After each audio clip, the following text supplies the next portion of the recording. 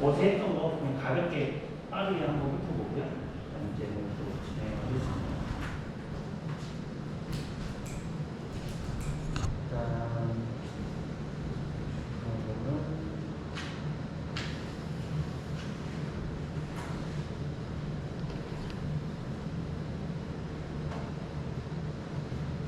일단 매장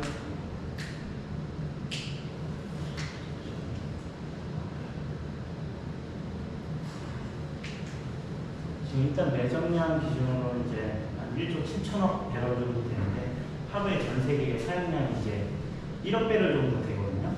연간 한 360억, 한 400억 배럴이라고 하면 나눠보면 한 40년 정도 되긴 하거든요. 근데 사실 앞으로 석유 사용량이 점점 줄어든다고 보면 40년이 아니라 이제 뭐 60년, 70년, 80년 더 무기한적으로 이제 늘어날 가능성이 있고 또 지금 유전이 새로 또 계속 발견되는 것도 있기 때문에 실제로는 뭐 얘기 나오면 100년 이상 남았고 아예 이제 고갈이 안 될 거다라는 입장이 지금 많고요.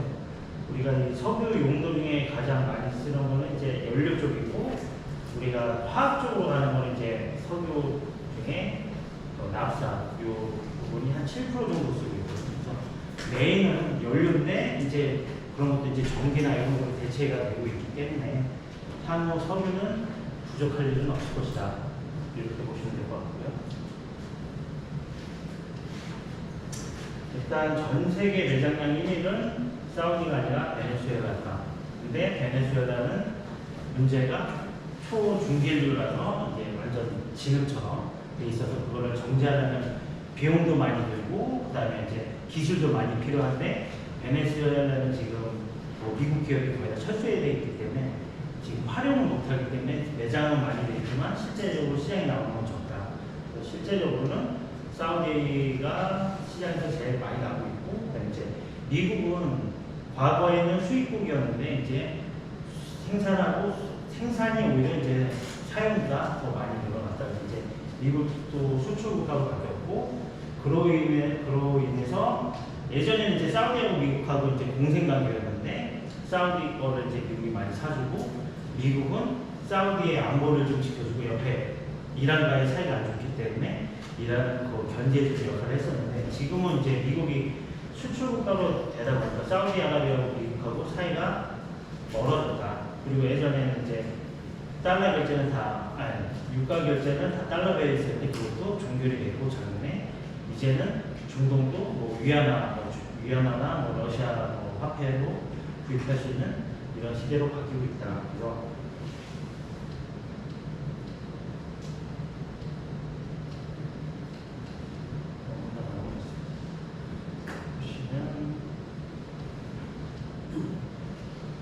그 얘기는 좀 뒤에 하고요. 보면 석유의 유종은 지금 여기 나온 거 이상 한 200종류 정도 되고요.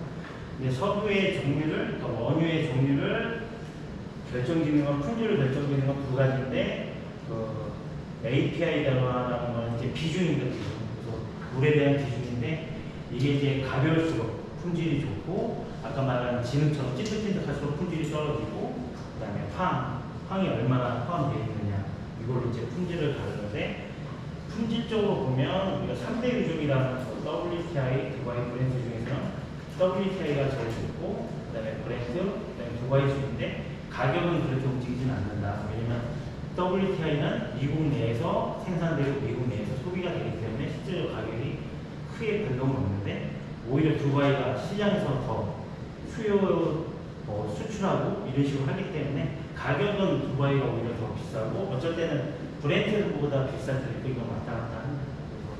그런 부분이 있고 또 하나 중요한 포인트는 생산 채굴 비용인데 사우디아라비아는 지금 한 9불 수준이기 때문에 유가가 뭐 10불 원대로 가도 사우디아라비아는 돈이 남는다. 근데 미국은 한 20불 그리고 브렌트 같은 거 한 40불 하거든요. 그래서 유가가 한 20불 이내로 내려가면 뭐 영국이나 이런 데는 채굴을 못하는 지경까지 가는 거예요. 그래서 그렇게까지 내려가면 이제 전체적으로 오펙이 변해서 다 합해서 뭐 생산량을 조절한다든가 그런 식으로 가격 조정을 하고 있습니다. 그리고 또 하나 이제 셰일가스, 셰일 혁명이라고 한 10년 전부터 나왔던 건데 미국에서 이제 셰일가스를 제일 많이 생산하고 있고, 매장은 이제 중국이 가장 많지만 중국은 거의 나오는 게 없다. 왜냐하면 셰일가스를 채굴하려면 더 많은, 더 깊은 땅속으로 더 들어가야 되기 때문에 더 철강 산업이나, 그다음에 셰일가스는 우리가 석유는 이런 음료수처럼 빨대하는 곳에서 쭉 뽑으면 되는데, 셰일가스는 바위 틈틈이 스며들어 있기 때문에 바위를 깨고 물을 분사해서 그 틈새 거를 뽑아내는 거거든요. 그래서 기술적으로도 좀 발전돼 있어야 되고, 물 같은 거, 물, 그다음에 여러 가지 화학 제품이 많이 들어가는데 중국은 그런 산업이 좀 안 돼 있고, 지형적으로 산악지방에 셰일가스가 많다 보니까 중국은 좀 불행하게도 셰일가스가 많아도 채굴을 거의 못하고 있다. 이렇게 보시면 될 것 같고요. 그래서 대개 천연가스나 석유는 한 2000m 수준에 이렇게 모여 있는데, 셰일가스는 여기 땅 속에 이 틈새 그 바위 틈새 있기 때문에 더 깊이 내려가서 여기서 이제 틈새로 이제 물이랑 뭐 모래랑 화학 제품 같은 걸 쌀려갖고 이 돌을 으깨는 거예요. 으깬 다음에 빨아들이는 법으로 생산하는데, 또 미국이 셰일가스를 많이 생산하는 이유 중에 하나는 자기 땅에 자원이 있으면 자기 사유재산을 인정하고, 중국이든 그 다음에 뭐 유럽도 일부 그렇고요. 저희 한국도 내 땅에 석유가 있어도 내 게 아니다. 근데 미국은 자기 땅에 나오는 석유나 셰일가스는 자기 거기 때문에 이런 목장주들이 돈을 좀 투자해서 많이 하거든요. 그래서 어제도 말씀드렸지만 최근에 목장 하나 제일 크게 비싸게 파는 게 1조가 넘는 돈으로 팔렸다. 그 안에 유전이 많아서. 그래서 미국이 셰일가스 많이 할 수 있는 건 사유화가 되는 부분이 크다. 그래서 보면 되게 영세하게 한 것처럼 뭐 트럭 갖다 놓고 트럭에다 물 넣어갖고 깨서 빨아들이는 게 다거든요. 공정 자체는 간단한데 이제 아무래도 좀 더 깊다 보니까 돈이 좀 더 들고요. 석유는 한 2000m, 여기 뭐 3, 4000m 더 내려가야 되는 부분이 있어요. 아까 말씀드렸다시피 중국 이쪽이 좀 많고, 이 내륙 지방이 많으니까 아무래도 가스를 뭐 판매하거나 하려면 파이프망이 쭉 연결이 돼야 되는데, 아무래도 지형적으로 너무 멀리 있다 보니까 중국은 셰일가스 개발하기 좀 어려운 부분이 있습니다. 그래서 유가의 흐름 중에 최근에 가장 컸던 거는 코로나 사태 때 이제 경기 침체에서 유가가 빠졌는데, 더 빠진 이유는 그 당시에 러시아하고 사우디가 사우디는 감산하자 가격이 너무 떨어지니 했는데, 러시아는 싫어, 난 팔 거야 해서 사우디는 자기네는 아까 말한 대로 채굴 비용이 8불이니까 그럼 누가 이기냐 보자 해서 사우디도 같이 증산을 했거든요. 그래서 그러다 보니까 가격이 뭐 이때 여기는 안 나왔지만 마이너스 37불까지 내려가거든요. 그래서 두바이랑 그때 브렌트는 뭐 30 마이너스까지는 안 가는데, 그 WTI만 이제 마이너스로 가는데, WTI만 좀 가격 구조가 다른 게 이제 선물 개념을 알아야 되는데, 두바이는 그냥 내가 진짜 실수요자가 돈 주고 사는 거예요. 근데 WTI는 약간 주식시장처럼 투자의 개념으로 가거든요. 그래서 내가 그 당시에 5월 거를 한 2달 뒤 거를 미리 사는 거예요. 그러니까 실제 살 의지는 없고 그냥 사고 그거 만기 되면 되기 전에 다시 파는 거거든요. 그 권리를 계속 투자 개념으로 돌리는 건데, 그 당시에 이제 원유가 생산이 오히려 사우디나 이런 데 많이 하다 보니까 저장할 곳이 없는 거예요. 근데 이걸 팔아야 되는데 팔리지가 않으니까 내 돈 주고 사서라도 가져가세요 해갖고 37불까지 마이너스 37불까지 갔던 유례없던 사건이 한 번 있었고요. 지금은 최근에 이제 우크라이나 전쟁 때문에 좀 올랐다가 지금 다시 좀 안정화되고 있습니다. 지금 한 70불, 80불 이 정도 움직이고 있습니다.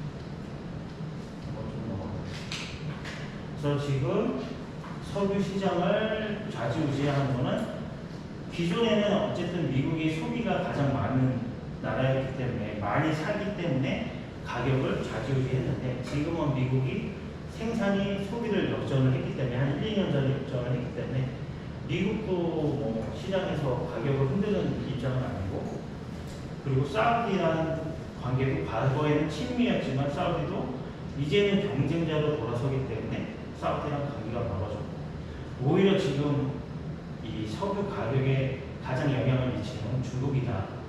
중국이 세계 소비 2위이고 생산도 7위긴 하지만 실제로 많이 사우디에서 사고 있거든요. 그래서 많이 사고 있고 그리고 중국이 이제는 미국의 이제 전 세계 뭐 경찰의 입장에서 이제 중국이 좌지우지한다. 러시아의 관계, 이란의 관계 그리고 보시면 이란하고 사우디는 같은 이슬람 정도지만 종파가 달라서 되게 분쟁이 심한데 이 관계도 중국이 중재하고 있고 그래서 이 빅3와 포함돼서 사우디까지 같이 연계돼서 이 관계가 형성되고 있어서 지금은 유가의 가장 큰 영향은 중국이랑 사우디 아닌가 이렇게 보시면 될 것 같고요. 베네수엘라는 이제 세계 1위인데 이 미국이 이제 과거 베네수엘라랑 미국의 사이가 좋았는데 베네수엘라가 이제 유전을 발견하면서 사우디보다 더 많은 매장 국가가 되면서 미국 기업을 다 퇴출시켰거든요. 자기 국유화하는 거고.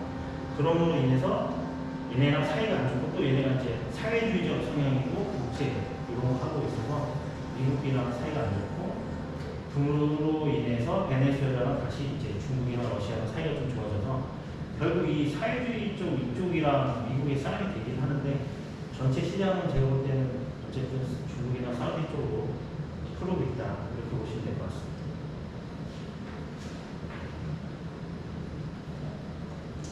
그래서 전에는 사우디하고 미국하고 좋을 수밖에 없었던 거는 미국은 약간 비축통화, 그래서 달러에 대한 그 권리를 갖고 싶었고 사우디는 옆에 이란과의 관계가 안 좋으니 그거를 달러로만 결제할 수 있게 만들었는데 지금은 사우디랑 미국이랑 사이가 안 좋아져서 결국 이제 위안화 거래도 가능하게 했고 또 미국이 셰일가스도 지금 많이 나오기 때문에 결국에는 이제 사우디랑 경쟁 입장이 돼서 이제는 관계가 좀 나빠졌다 이렇게 보시면 되고요. 그래서 지금 가장 이 사람이 핵심인 사람인데 빈살만 왕세자는 비는 아들이고 살만의 아들이지 실제 이름은 무함마드다 이렇게 보시면 되고 이 사람 자산이 2,700조 정도 되고 일론 머스크가 300조 정도 되는데 한 9배 정도 부자인 사람이니까 이 사람이 사우디 국영기업 그 아람코 거의 최대의 주주라고 보시면 될 것 같습니다. 그래서 이 사람에 따라서 결정에 따라서 이제 유가의 시장은 좌지우지 될 거다. 보시면 될 것 같고 이란은 과거에 미국과의 이제 완전 서방 국가처럼 살아오다가 지나친 이제 부패 이런 게 있으면서 완전 바뀌었죠. 기존의 이런 문화였다가 이제 히잡스는 문화가 되고 트럼프에 대해서 아주 지금 거의 뭐 중화하고 있고 뭐 암살 시도까지 한다는 얘기가 있습니다. 근데 어제도 말씀드렸지만 뭐 또 다시 트럼프가 되는 이번에 당선되는 분위기 갔다가 또 해리스도 좀 바뀌는 분위기가 있어서 좀 봐야 될 것 같고요. 그거에 따라서 이제 이란과 미국의 어떻게 바뀔지는 좀 주의 깊게 봐야 될 상황인 것 같습니다. 그래서 사우디하고 이란하고 왜 사이가 안 좋냐 바로 옆에 있고 같은 이슬람교지만 이란은 약간 혈통주의고 종교 지도자를 혈통주의로 가고 있고 사우디에는 약간 능력주의로 가고 있어서 약간 종파적인 문제 때문에 둘이 사이가 안 좋고 또한 이란은 약간 종교 지도자가 약간 지배하는 문화고 사우디는 국왕체제이기 때문에 그리고 그 아까 빈살만 왕세자가 약간 여성 친화적인 정책을 계속 하고 있거든요. 그래서 뭐 여성들의 권리를 계속 올려주고 있는데 이란은 반대로 여성의 권리를 탄압하고 있으니까 옆에 국가가 결국 이런 거예요. 한국과 북한의 관계처럼 여기는 완전히 탄압하는데 자꾸 물들어가니까 사우디는 물들어가는 게 싫어서 더 강하게 사우디랑 관계를 안 좋게 가고 있는 그런 상황이라고 보시면 될 것 같고요. 베네수엘라 세계 1위지만 여기가 지금 거의 최빈부 폭망했는데 지금 물가 상승률이 뭐 6만 5천% 올라갔던 게 사실 베네수엘라가 세계 1위 국가가 아닌데 한 방에 지금 한 3배 이상 매장량을 찾아서 부자가 됐지만 미국 기업을 인위적으로 퇴출시키고 그럼으로 인해서 미국이랑 관계가 멀어지면서 지금까지 지금 안 좋은 관계를 유지하고 있습니다. 그 사람 그 이후에 이제 마두라는 사람이 지금 한 계속 삼성까지 해서 지금 이번에 대통령 저번 주에 대통령 당선됐거든요. 근데 이제 딱 보시면 아까 중국, 러시아, 이란 이 셋이 이 사람이 독재 정치 하는데도 뭐 축하하고 뭐 순조로운 대선 당선 축하 다 이런 게 석유랑 관련이 있기 때문에 왜냐면 어쨌든 장기적으로 매장량 1위 국가니까 지금은 시장이 나오면 적지만 언젠가 뭐 정제기술 다시 발전하고 하면 다시 석유가 많이 나올 수 있기 때문에 얘네랑 지금 친하게 지내는 거예요. 그래서 좋게 미중도 축하하고 러시아, 이란이 다 당선 축하하고 그런 거에서 미국은 지금 베네수엘라라고 엄청 규제를 하고 있거든요. 베네수엘라산 뭐 원유를 사지도 나랑 친한 나라는 사지도 말라 막 이런 식으로 정신하고 있기 때문에 지금 미국하고 러시아, 중국, 이란, 포함, 베네수엘라 또 사우디까지 이쪽으로 가면 이쪽이 이제 석유 패권을 좌지우지하게 될 거다 이렇게 보시면 됩니다.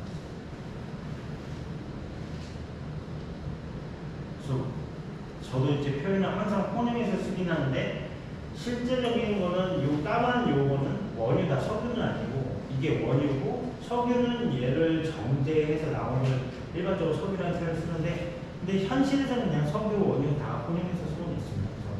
그래서 석유는 이 원유를 정제하면 제일 위에 LPG 가스가 나오고 그다음에 휘발유, 납사 등의 경우 이런 식으로 나오는데 이 중에 이제 나프타라는 요게 이제 우리 석유화에 들어가는 기초 원료다. 요걸 갖고 이게 이제 탄소가 여러 개가 연결되는데 이걸 쪼개서 석유화학 제품을 만드는데 지금 정유산업은 여기 돈이 안 되는 중유 아스팔트를 다시 정제해서 이런 휘발유, 납사 이쪽으로 가고 있는데 그걸 고도화 설비라고 한다.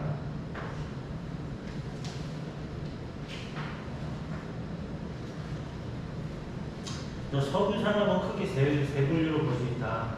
석유를 탐사하고 채굴하는 EMP 산업이 있고 그 이후에 석유 원유를 받아서 정제하는 정유 산업, 그다음에 그 중에 한 부분이 나프타, 납사를 갖고 그거를 이제 NCC 납사 크래킹 센터, 납사 크래킹 센터에서 석유학 제품을 가는 석유학 산업입니다. 그래서 요 세 분류가 가장 큰 분류고요. 한국은 300만 배럴 정도 하루에 들어오고 있고 이 중에 한 150만 배럴 정도는 정제해서 다시 수출을 하고 있고요.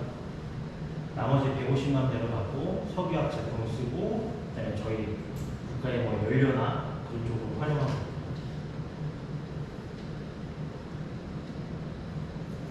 그래서 요 석유 원유를 갖고 와서 끓는 점의 차이에 따라서 분류를 하고 그 중에 그 밑에 깔리는 찐득찐득한 여기는 맑게 끌어올려서 맑은 투명한 액체가 나오는 거고 여기는 이제 맨 밑단에 깔려있는 끈적끈적한 아스팔트랑 녹화시루를 갖고 다시 한번 젖은 수건을 짜듯이 마른 수건 짜듯이 짜내서 다시 고구 가치로 이제 뽑아내는 게 이제 고도화 설비고요.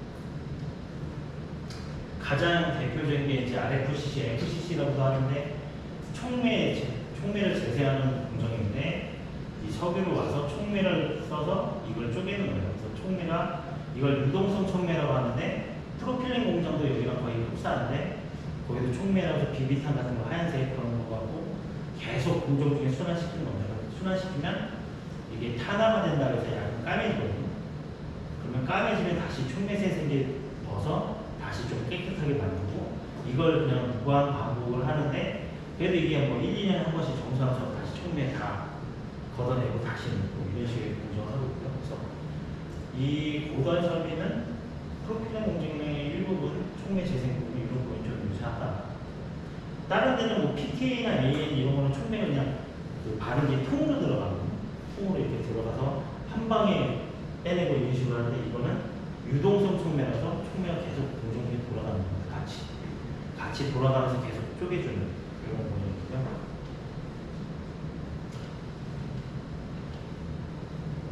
그래서 국내 300만 배럴 중에 국내 1위는 SK 이노베이션이 가장 정제 능력이 세고 그 다음에 GX, S-오일, 현대오일 이렇게 있고 지금 그래도 좀 그 샤인 프로젝트라고 해서 S-오일 지금 한참 하고 있는 게 9조짜리 지금 하고 있으면 이게 얼마까지 제가 늘어나는지는 잘 모르겠어요. 근데 이쪽이 아무래도 정제 능력도 같이 올라갈 거라고 보여지고 있고요. 예전에는 사우디는 사실 정제 안 하고 그냥 원유 그대로 팔았는데 이제 사우디도 이제 산업을 확대하고 있는 중이거든요. 그래서 정제 산업까지 지금 진출하고 있어서 곧 우리가 한국이 5위였는데 지금 곧 넘어설 것 같고 일본은 과거 뭐 3위 수준이었거든요.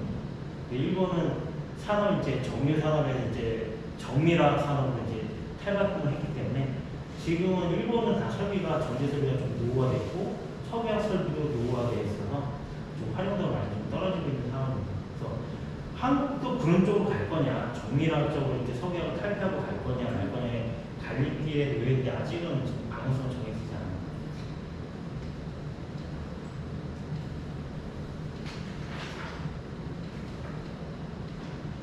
그래서 어쨌든 석유화학이니까 화학을 알아야 되는데 가장 석유화학의 이제 기본 원소는 4가지만 알면 된다. 물론 더 있겠지만 메인은 석유는 에서 나오는 탄소, 수소, 산소, 질소가 메인으로 된 화학 물질이고요. 우리가 이 많은 표현 중에 이 정도는 좀 계속 나올 거예요. 그러니까 탄소수에 따른 이제 명칭법인데 탄소가 하나면 우리가 메탄 이런 식으로 표현하고 2개면 에탄, 3개면 프로판, 4개면 부탄 그리고 결합이 이중결합이라면 에틸렌, 프로필렌 이런 식으로 얘기를 합니다. 그래서 뒤에 설명하면서 또 이런 설명을 드리겠습니다.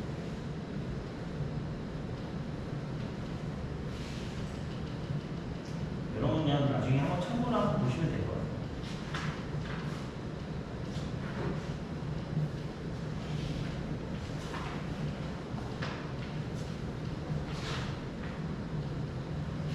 요것만 한번 다시 또 보시면 이게 우리가 PTA 공정의 이제 주원료 PX라는 벤젠에 뭐 메탄, 메틸기가 2개 있는 거 여기에서 그러니까 1공장은 PX라는 액체 물질을 사옵니다. 그래서 SK에서 제일 많이 사고 있죠. 8% 1공장에 들어오면 반응기라는 곳에 액체 PX를 넣고 그다음에 에어 컴프레서라고 해서 그냥 공기를 때려줍니다. 공기가 이제 뭐 우리가 일반 공기 중에 산소가 한 20% 정도 있으니까 20% 그냥 에어컨 바람처럼 계속 때려주는 거예요. 그러면 액체와 산소가 만나서 기체가 만나서 이제 고체가 되는 과정인데 PT는 반응이 나오면 이 PT라는 위에 COH 카르복실이라는 형태의 형태가 PT가 됩니다. 근데 반응을 하면 특징적인 건 얘는 열이 나는 발열 반응이거든요. 그래서 반응기가 뜨거워지면 우리가 압력밥솥이 터질 수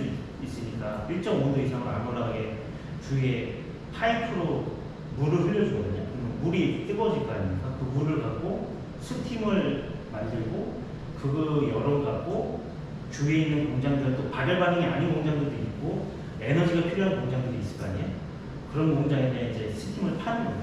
그래서 저희가 1공장 같은 경우는 한 5군데 파는 걸로 알고 있고 2공장에도 일부 주고 있고 또 3공장도 발열 받는데 3공장도 나오는 스팀 갖고 뭐 NAC 만들 때 들어가고 뭐 그다음에 섬유 울산 공장을 보내주거든요. 아크릴이 제일 많이 쓰는 걸로 알고 있는데 그러면 3공장에서 나온 그 스팀을 갖고 울산 공장에 파이프 연결해서 이렇게 하고 3공장에서는 외부 판매는 없고요.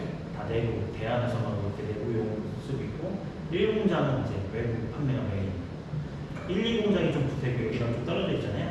2km, 3km 떨어져 있어서 한때 뭐 거기서 남는 스팀을 여기 3공장에서 연결하는 거 검토하려고 했는데 울산 단지 바다 안에 파이프가 너무 많아서 어떻게 연결이 있는지 몰라서 땅을 함부로 팔 수 없어서 그거는 이제 검토하다 나왔고요.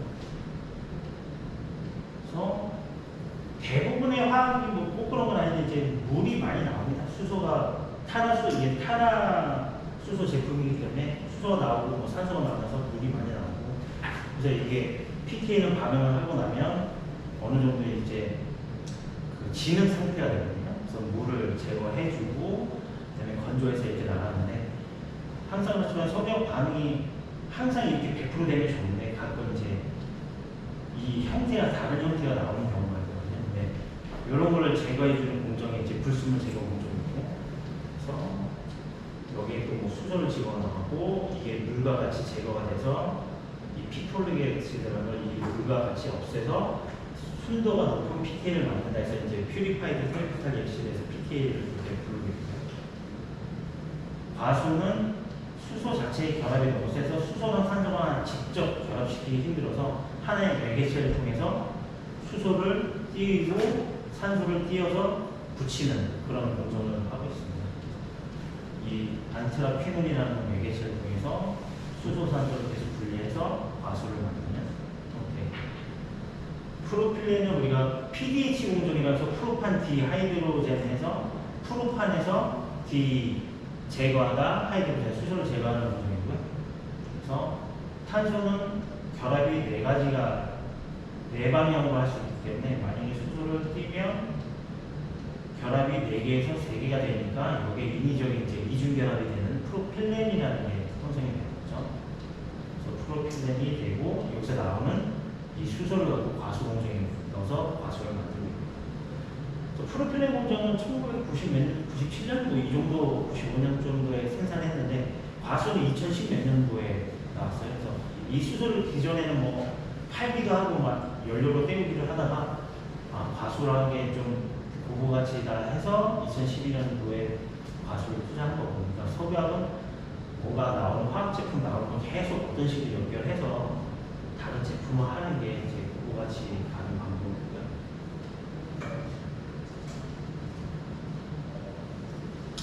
이 프로필렌을 갖고 이 암모니아는 이제 결합이 3가지, 뭐 3방향으로 가능하기 때문에 수소 3개 붙은 암모니아라는 이제 결합을 하는데 이 탄소 옆에 있는 수소 3개가 떨어지면서 이 AN이 되는데 가끔 이 결합이 너무 세서 이게 끊어지고 HCN이 남는 경우가 생기면 그 HCN을 갖고 가성소다 NaOH를 넣어서 NaCN이 만들어집니다. 그래서 여기는 부산물이 많이 나오는 공정이다. 그렇게 보시면 될 것 같고,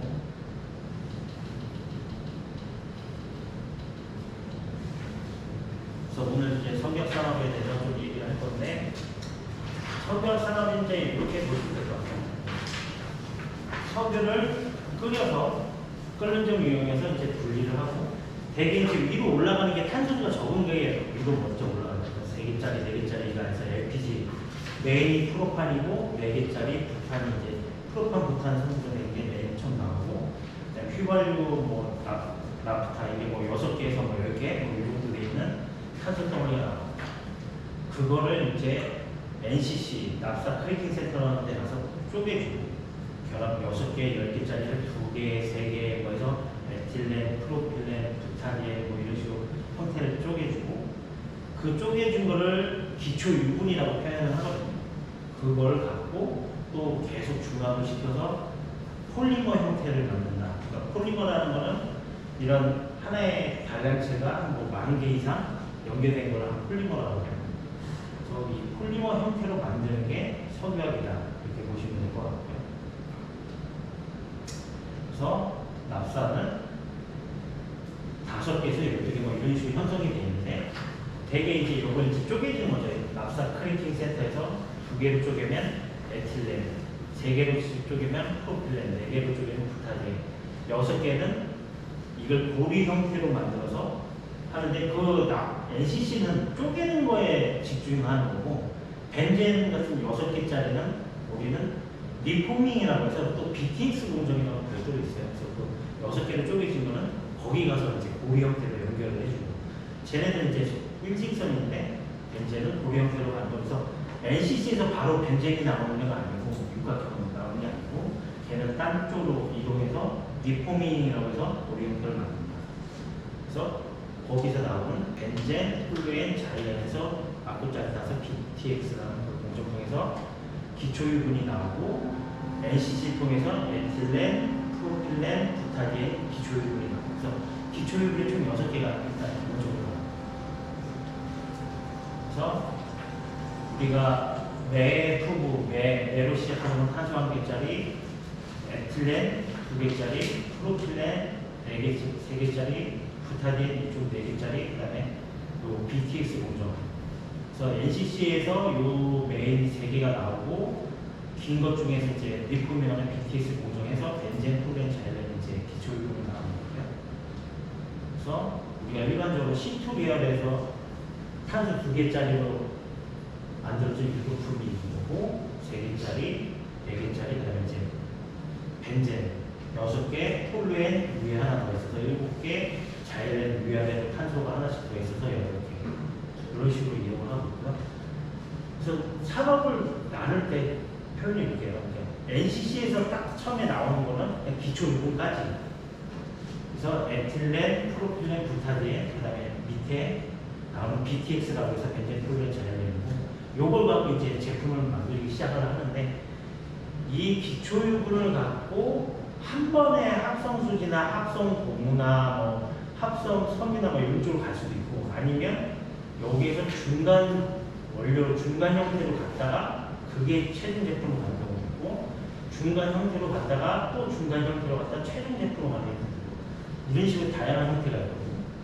그래서 기본적으로 에틸렌 C2 계열을 보면, 여기서 우리랑 관련 있는 걸 보면 이 에틸렌을 통해서 산소를 좀 추가적으로 더 넣으면 에틸렌 옥사이드라고 해서 원래는 이 탄소 두 개가 이중되는 건 이 형태에서 끊어지고 산소 하나 더 넣어주면 이오라는 형태가 나오거든요. 그래서 요걸 갖고 하나를 또 산소 더 넣어주면 양쪽에 산소가 있는 형태예요. 탄소 두 개 양쪽에 있는 형태에 PTL을 넣어주면 우리가 일반적으로 잘 아는 폴리에스터, 섬유 아니면 또 페트라고 불리는 플라스틱, 그걸 만드는 게 이 에틸렌 계통에서 MEG라고 표현하기도 하고 EG라고도 표현 많이 합니다.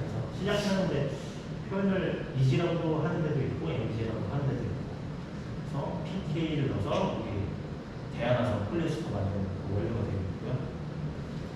또 하나는 이제 에틸렌, 디클로라이드, 이거 보면 DE는 제거하다는 뜻이고 DI는 두 개라는 뜻이에요. 그래서 요거는 염소, 클로라이드가 두 개 있는 형태, 이 에틸렌 탄소 두 개에 염소 두 개 있는 EDC라는 걸 만들고, 이 EDC에서 염소 하나를 빼서 하나만 있는 VCM이라는 형태를 만들고, 이걸 갖고 폴리피드 클로라이드라고 해서 이거 우리가 5대 범용수지라고 하는데 파이프 같은 거, PVC 파이프 이거는 좀 가고 있고요. 근데 이게 우리랑 어떤 관계가 있냐면, 여기에 만드는 이 염소 들어가는 게 이 소금이거든요. NaC 소금을 전기 분해하면 염산이 나와서 여기로 가고, 여기서 나오는 Na 요 부분이 이제 가성소다가 되는 거예요. 이 가성소다 우리 NaC 만들 때 주원료이기 때문에, 그래서 요 산업을 보면 우리랑 어떻게 연관되는구나가 이제 보여지는 거죠. 그래서 우리가 예를 들어서 가성소다 시장을 보려면 저기 이 시장을 봐야 돼요. PVC 시장이 많이 좋다. 그러면 당연히 이거의 원료인 염산도 많이 필요하고 당연히 소금도 많이 필요하고, 그러면 가격이 어떻게 가냐면 PVC 시장이 가격이 올라가면 따라 올라가는 꼭 그런 건 아니지만 그럴 가능성이 있고, 아니면 국내 소금이 부족하다, 소금 생산이 뭐 줄었다, 예를 들어서 그런 뉴스가 나면 가성소도 가격이 올라갈 수도 있는 거예요. 그래서 우리는 이제 석유하면 이렇게 보는 것 같아요. 내 전방 산업이 보고 그 더 전에가 뭔지를 이렇게 찾아가는 훈련을 계속 해야 되는 게 석유학의 이제 가격 구조나 이런 거 파악하는 데 도움이 된다고 볼 수 있고요.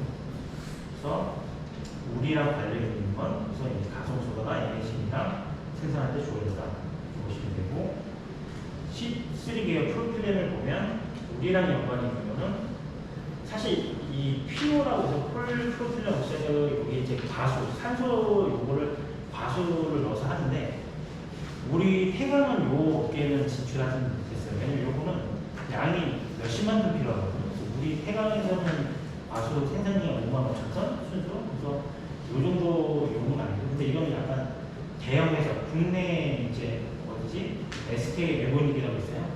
거기는 이제 PO 용도로 거의 다 쓰고 있고, 우리는 이쪽 용도는 아니고 그냥 재지, 염색 뭐 하는 쪽, 반도체 세정하는 쪽, 그런 쪽으로 메인을 가고 있습니다. 그래서 이 기초유분 프로필린 갖고 암모니아 넣어서 N성분 암모니아 해서 AN을 만드는 거고요. 그래서 AN 중에 부산물로 나오는 HCl 갖고 가성소다 넣어서 청화소다가 만들어지는 거예요.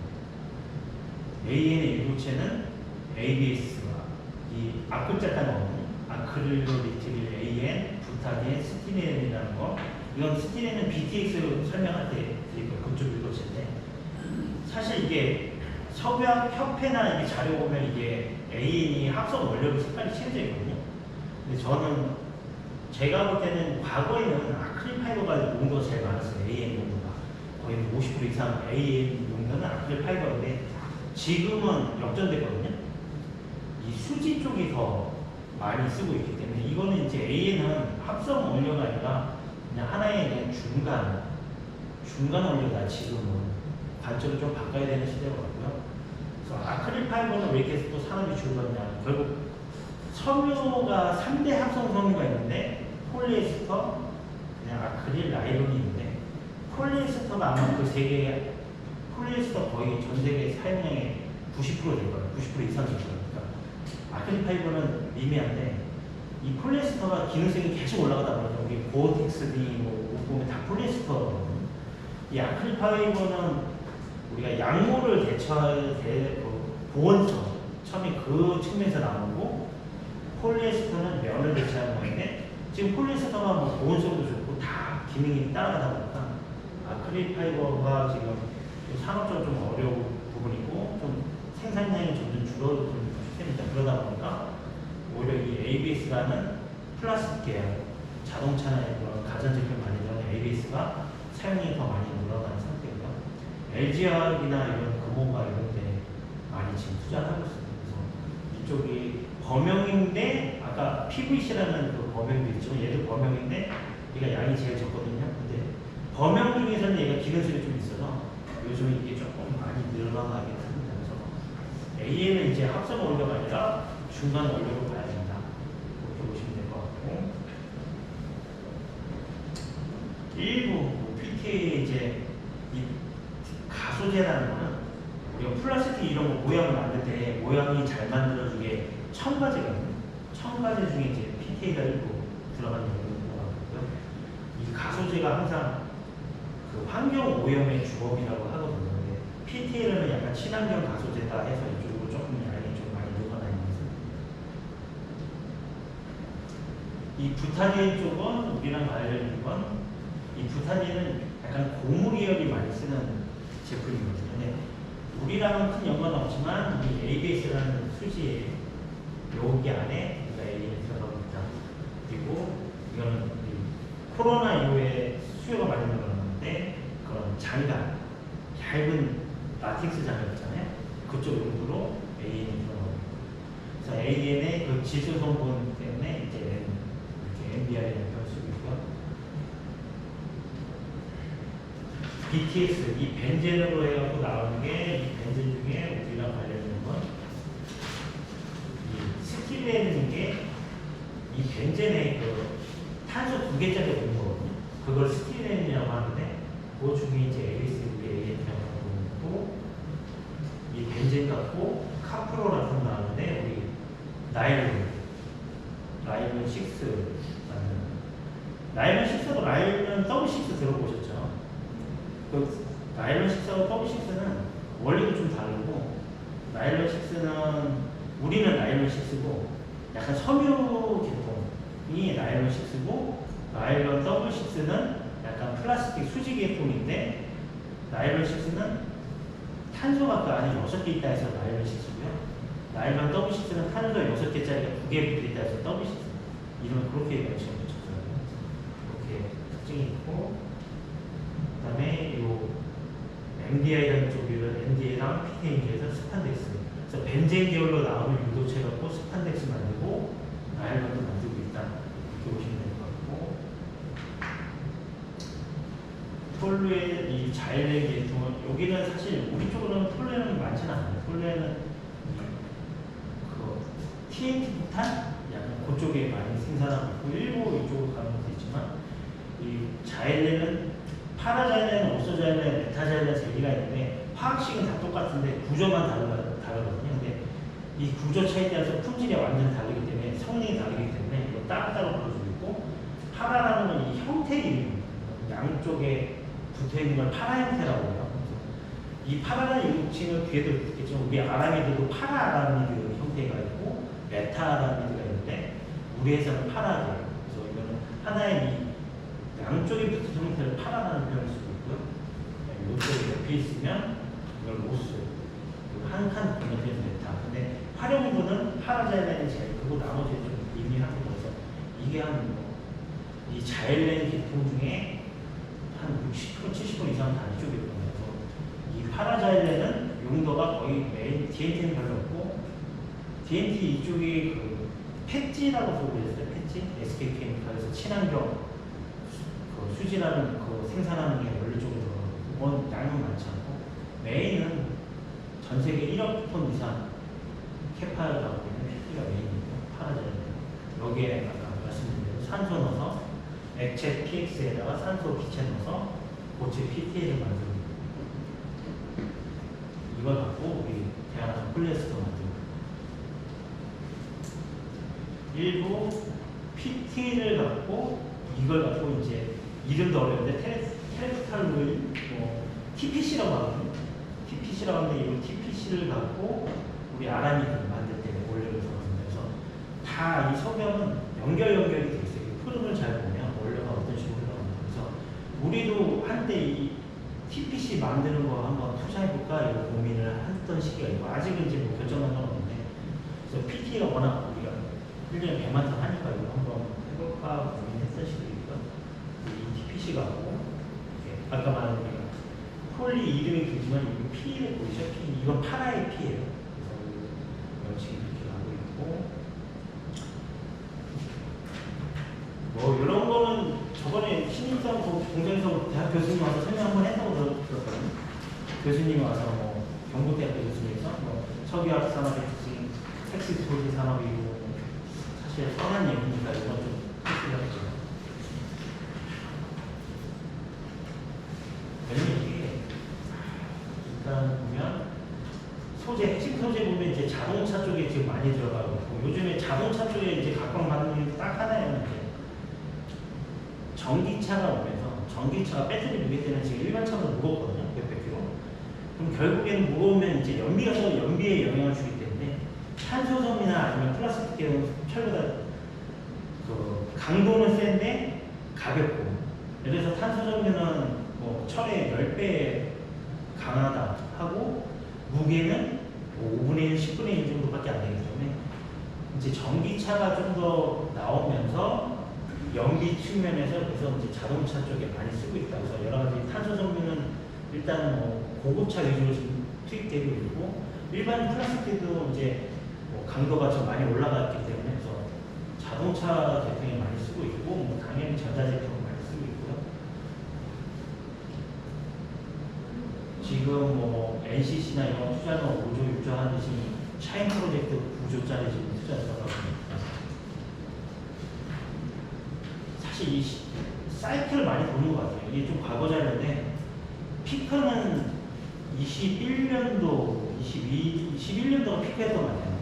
그래서 그때 AM도 뭐 몇천억 흑자나고 태경산업 한 1년에 3천억 흑자나고 그랬었는데 지금 2년 연속 23년, 22년이 적자가 좀 심했고 23년 좀 줄어지만 태경산업 적자였고 올해는 간당간당히 흑자가 될 듯 말 듯 한 것 같아요. 지금 7월까지는 흑자가 플러스 돌아섰는데 앞으로 또 몇 달 좀 봐야 되니까 그 부분이 있는데 한 번 만약 이제 분위기 타면 소매도 이제 올라가는 거는 뭐 1년에 1, 2천억 흑자는 이제 문제 없을 것 같아요. 지금 거의 바닥까지 오지 않았나 이제 올라가지 않을까 지금 부분이 있습니다. 뭐 안 쓰이는 데가 없죠. 석유화는 뭐 요즘 2차 전지 안에 그런 뭐 양극재니, 음극재니, 전해질 용액이니, 분리막이니 이런 그런 것들이 다 이제 석유화학 제품 뭐 그런 것들이 들어가는 거고 디스플레이 용도, 뭐 필름 용도, 필름 용도도 들어가고 그리고 여러 가지 뭐 세정용 뭐 다 들어가죠. 뭐 안 들어가는 게 없고 탄소섬유 지금 그러니까 석유산업은 성장이 멈출 수는 없어요. 이 산업은 석유산업이 이제 워낙 지금 뭐 반도체다 보다 여기가 이제 핫하니까 그쪽으로 사람들이 많이 주시하긴 하지만 결국에는 소재로서 다 들어가기 때문에 석유산업이 지금 단지 뭐 사이클에서 조금 안 좋을 뿐이지 석유화학 산업은 계속 성장성이 마이너스가 아니다. 계속 올라가는 산업이기 때문에 우리는 그런 산업에 지금 종사하고 있다는 걸 보시면 될 것 같습니다. 그래서 국내에는 단지가 몇 개, 석유화학 단지가 몇 개가 있는데 이제 메인은 사실 3개예요. 그래서 대산하고 뭐 여수하고 울산 이렇게 돼 있고 이 바닷가 쪽으로 갈 수밖에 없는 게 아무래도 이제 석유화학 하면 기본적으로 석유 원유가 들어와야 되니까 바다 쪽에 이제 그런 형성이 될 수밖에 없는 거예요. 메인은 대산, 그다음에 여수, 울산이나 그리고 뭐 석유화학의 쌀이라고 해서 에틸렌을 펼치는데 요거 갖고 이제 석유화학 전체의 밖으로 보거든요.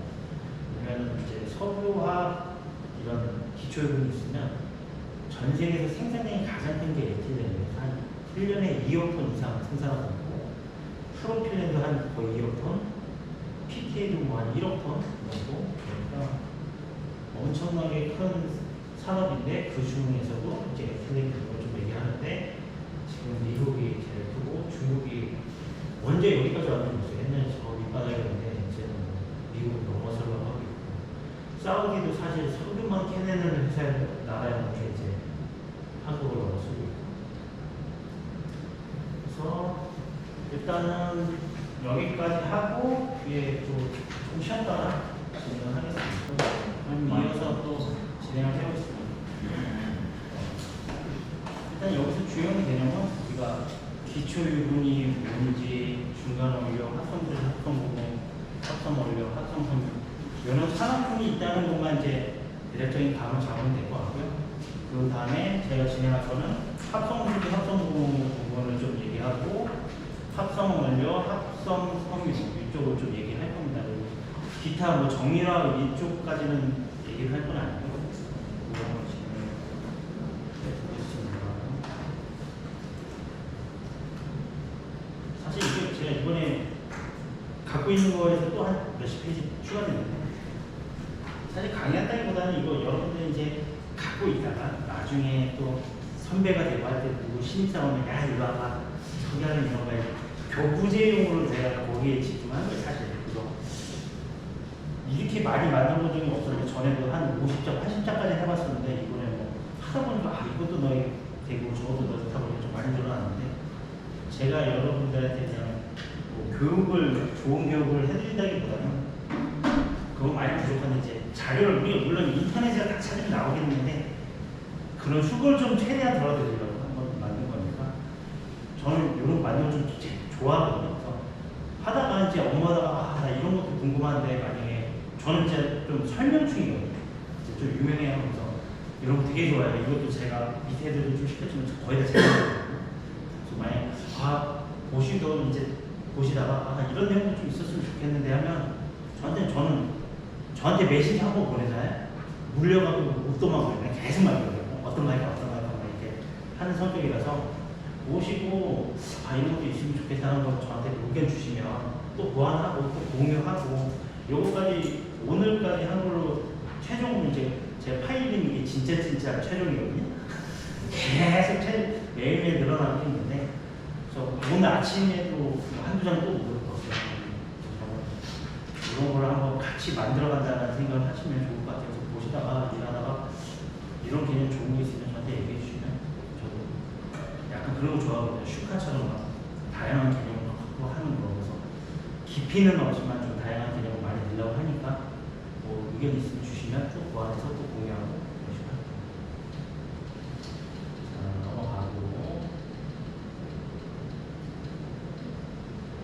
그래서 이제 합성수지하고 합성 공부를 얘기할 건데 여기서 중요한 건 사실 고무보다는 사실 합성수지가 좀 더 주의 깊게 봐야 되는 것 같아요. 왜냐면 합성수지가 이제 플라스틱 계열인데 더 다양한 제품이 계속 개발이 되고 있거든요. 이제 고무 자체로는 뭐 새로운 제품이 개발되는 건 별로 없는 것 같아요. 근데 합성수지 플라스틱 계열은 아직도 뭐 친환경 생분해성이라든지 뭐 다양한 분야에서 지금 계속 개발이 되고 있고 기능성이 계속 올라가고 있기 때문에 사실 뭐 석유화학이든 태광산업이든 이런 합성수지 쪽에 대해서 계속 고민을 하는 것 같아요. 그래서 신사업을 투자한다면 합성 고무보다 합성수지가 되지 않을까 그런 생각을 하고 있고요. 합성 수지는 이제 처음 나온 거는 이제 유래를 따지면 골프공, 아니, 당구공, 달공공은 그 코끼리 상하로 하던 걸 이제 플라스틱으로 만들자 해서 나온 거고, 그런 거는 뭐 중요한 거는 이 수지 폴리머 형태로 갈 때 여러 가지 첨가제가 들어가는데 이게 이제 문제가 여기서 친환경이냐 아니냐가 좀 갈리거든요. 근데 친환경을 쓰면 그 품질이 좀 떨어져요. 그래서 그런 것 때문에 이런 쪽도 지금 개발이 정밀화학 쪽은 이런 쪽을 지금 계속 개발을 하고 있는 거고, 석유화학 이런 게 보면 아예 그냥 그 수지 쪽 제품을 좀 개발하려고 하고 있는 추세고요. 요거가 이제 5대 범용 수지예요. 우리가 이제 맨날 몇 대 하는데 5대 범용은 가장 큰 게 폴리에틸렌 P, P는 거의 이제 폴리를 뜻하고 P, PP, PVC, PS, ABS인데 캐파는 요거 두 개가 이거 세 개 다 합쳐놓고 말하는 이게 가장 범용인데 그나마 그래도 좀 기능성 있는 게 ABS다. 그리고 지금은 우리도 뭐 투자를 검토하려면 이쪽 결국에는 이쪽으로 가야 되는 것 같아요. 이쪽 고성능, 그러니까 열에도 강하고 여러 가지 강도도 강하고. 그래서 지금 대개 화학회사들은 다 이쪽을 지금 유명한 도레이든 효성이든 다 이쪽으로 투자를 하고 있는 상황이고, 우리는 사실 한 번에 가려면 좀 고민을 하고 있는 거예요. 우리 수지 산업이 없으니까 그런 하고 있는 중이고. 근데 저는 사실 이러면 저는 이제 어디 가서 애들한테도 저희 아들한테도 석유 회사 다닌다. 그래서 전 자부심이 좀 있어서 분리수거할 때 전 엄청 꼼꼼해요. 저는 집에서 다 분리수거를 다 한 달이나. 그래서 우리 아들이 아빠 왜 이렇게까지 해서 난 아빠 석유학 다녀. 이것도 완전히 다른 제품이야. 화학적으로 다른 거야. 그래서 저는 엄청 분리수거를 잘하는데 뭐 이런 것도 전 이거 꼭다리까지 닿다고. 이거는 왜냐면 P거든. 위에는 P. 이건 이제 페트, 폴리페트인데 P는 아까 전에 에틸렌이 그냥 만기가 연결되어 있는데 그냥 이게 선으로 연결되어 있는 형태고, 얘는 PTA로 만드는데 PTA가 아까 파라전에 벤젠이 들어가 있는 거잖아요.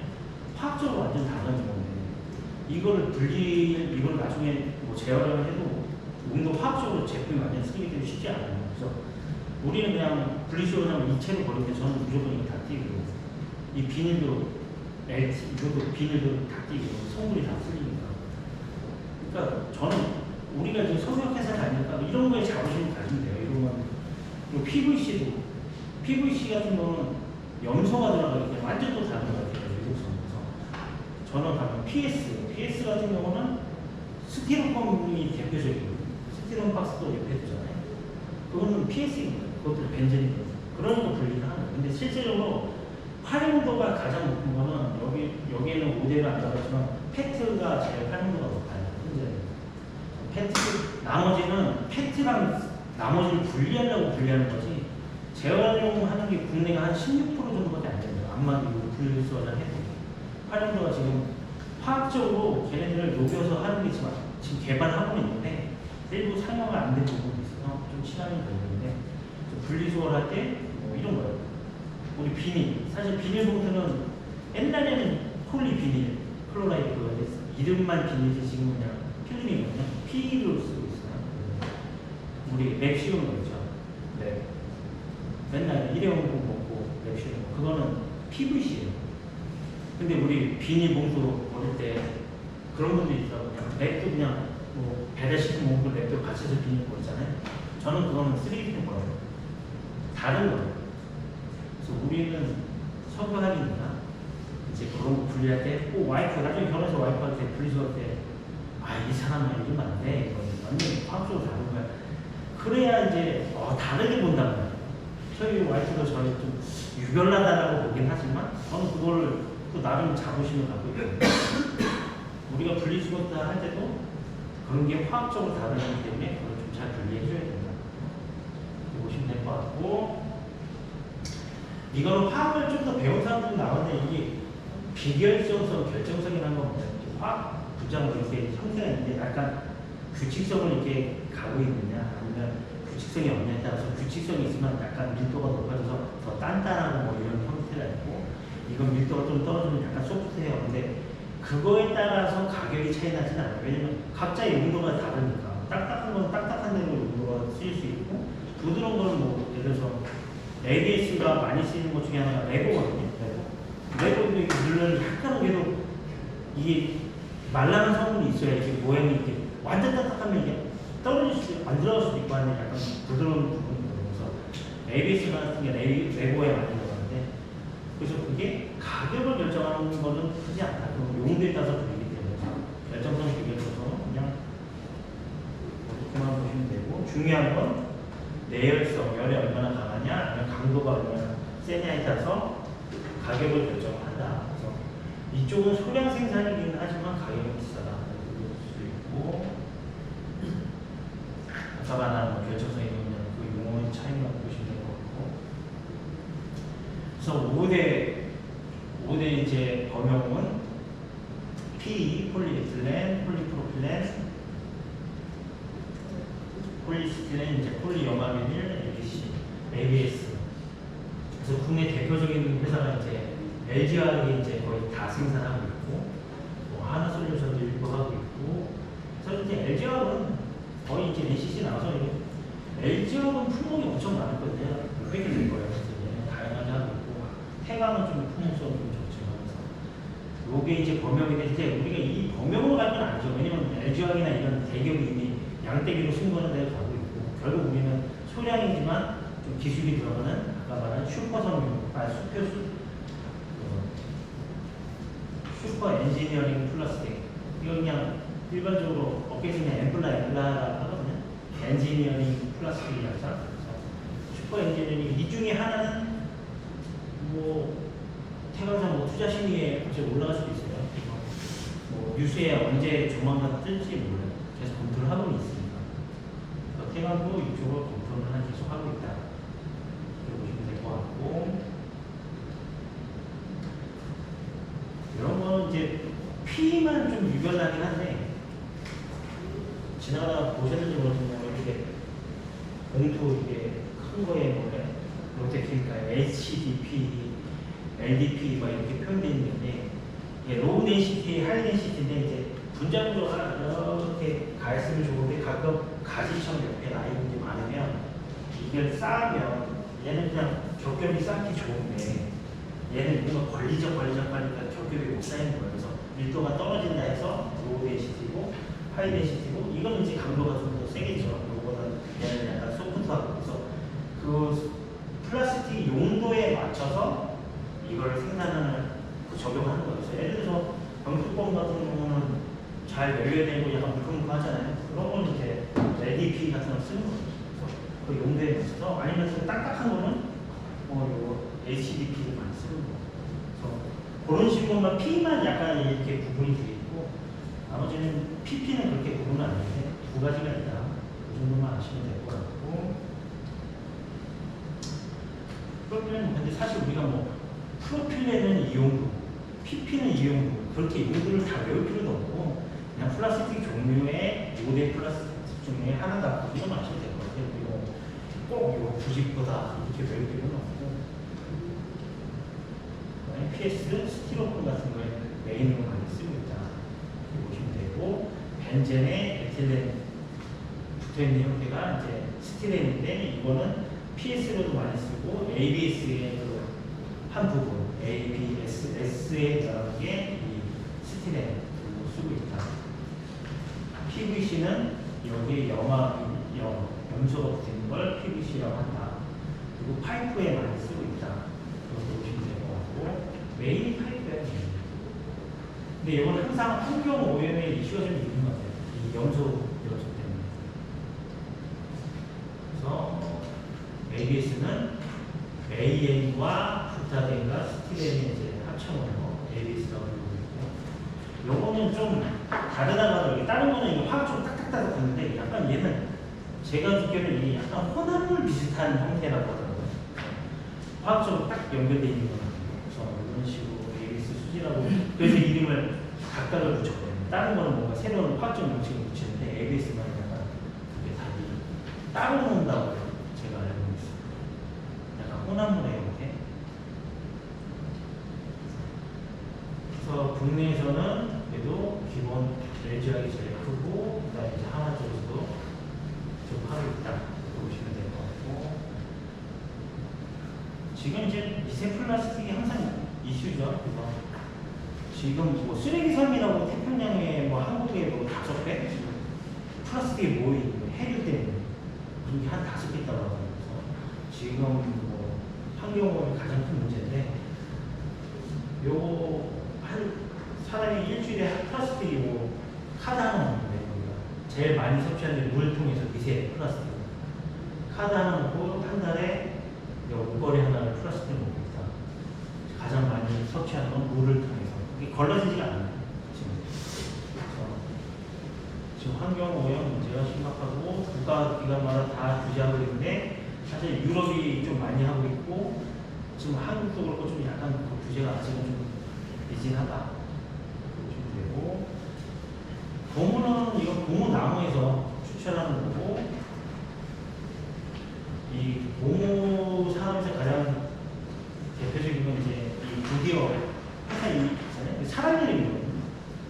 이게 고무가 겨울에는 뭐 이게 으스러지고 뭐 바스러지고 뭐 이게 계절을 타고 있었는데 이 사람이 화학을 넣었더니 그 다음에 성능이 개선됐다 해서 이 사람이 이제 이 사람이 죽고 나서 뭐 회사가 나서 지금까지도 큰 뭐 타이어 회사에서 계속 잘 나가는 회사고 이건 이제 천연 고무를 그렇게 했고 합성 고무는 이제 전쟁 때문에 발달이 됐고 전쟁 2차 세계대전 하면서 뭐 군화나 이제 자동차 바퀴나 이런 쪽으로 하면서 듀퐁 많이 들어보셨죠? 듀퐁에서 이 사람이 이제 이게 뭐였더라? 생각이 안 나는데 이 사람이 나일론도 개발하고 이 사람이 천재였던 것 같아요. 합성 부분 나일론 폴리에서도 다 개발한 사람. 그래서 듀퐁이 이 화학업에서는 가장 유명한 회사죠. 캐로도스였구나, 캐로도스. 그래서 폴리에스터, 합성 부분, 전쟁이 이때 30몇 년도, 40년도 때 일어났는데 그 이후로 이제 전략문자가 보면 합성 수지 이게 발전된 게 뭐 전투와 같은 건 타이어, 그다음에 뭐 낙하산, 그다음에 군함에 들어가는 전에 석탄화 다음에 석유로 하니까 여기가 안 나더라 석유. 그래서 모든 사람이 전쟁 이후로 급속도로 발전한 일본도 뭐 전쟁 패망했지만 그 이후로 뭐 발전했었던 거고. 공무는 다양한 게 있는데 요즘은 이제 고무 산업의 뭐 이슈는 별로 없는데 그냥 요 SSB라는 게 요것만 하나가 좀 있는데 우리가 전기차 타이어도 이제 전기차 전용 타이어가 나오고 있거든요. 그런데 무거우니까 차가 무거우니까 전기차 전용 그 타이어의 성능이 더 좋아야 되는 거예요. 그래서 근데 그게 있어요. 전기차가 조용하잖아요. 사람이 우리가 차가 시끄러우면 일반 기름차 타면 시끄러우면 주위가 시끄러우면 타이어에서 나는 소리까지는 안 들린다는 거예요. 근데 전기차가 워낙 조용하니까 타이어에서 뭐 이렇게 마모되면서 소리 나거나 요것도 민감하게 들릴 수 있다 해가지고 기능성을 계속 부여하고 있어요. 그래서 전기차 전용에서 요즘 많이 나오는 게 이게 강도가 더 높고 마모도 들리는 이게 SSBI라는 이게 좀 요즘 생산이 많이 늘어나고 있는 추세다.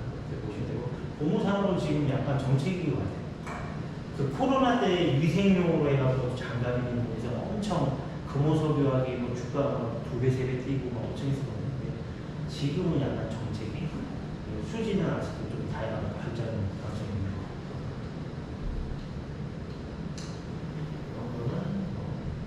고무 중에 우리 거 들어가는 건 MBR, 질소, AN의 질소 성분을 활용한 MBR 뜻을 이쪽에 들어가고 있고 보면 항상 나오는 이름이죠. LG화학이나 금호나 외에는 좀 하고 있고 여기 금호가 약간 고무에 집중 투자를 했어요. 그러니까 수지는 아까 LG화학이 꽉 잡고 있고 하니까 얘네가 좀 차별화로 고무 쪽에 많은 집중을 했고 국내는 금호 말고는 이제 하고 있는 게 없다고 보면 되고, 우리도 굳이 군번 쪽은 아니고 고문 쪽은 저희가 좀 연관성이 좀 적은 것 같아요. 수지 쪽은 좀 그렇게.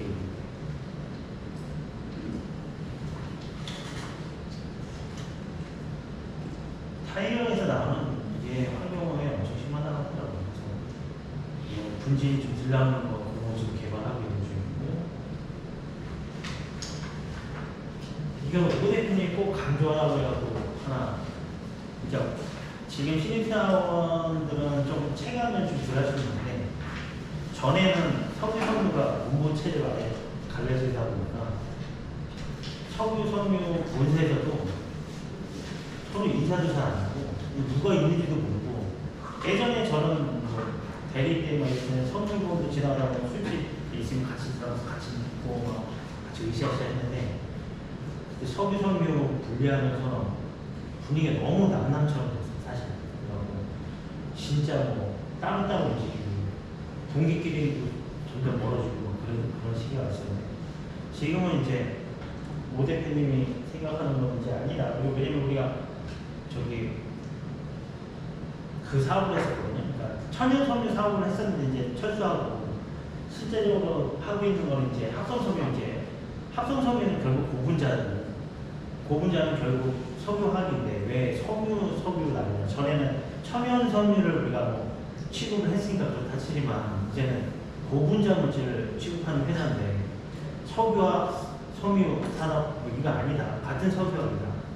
요거에 대한 인식을 심어주라. 그래서 그렇게 지금 뭐 계속 그런 분위기를 만들려고는 하고 있어요. 계속 본사에서도 계속 그렇게 좀 방향 서로 같이 할 수 있는 분위기를 좀 하려고 하고 있고요.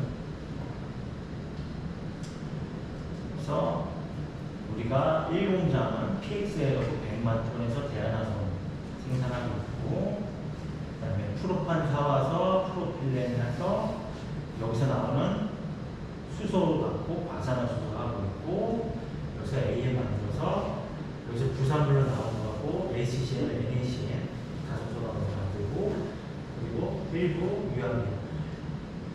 이 AM 프로필렌하고 암모니아하고 해서 AN이 되는데, 암모니아가 반응을 다 하면 절대 반응이 안 되는 경우가 있어요. 이 암모니아 자체가 공정으로 부식시킬 수 있고 약간 이제 염기성이 강한 염기성이니까 우리가 산성 염기성을 하잖아요. 그래서 이걸 중화시키기 위해서 황산을 좀 넣어줘서 그걸 갖고 유도체에 한 게 이제 유한비.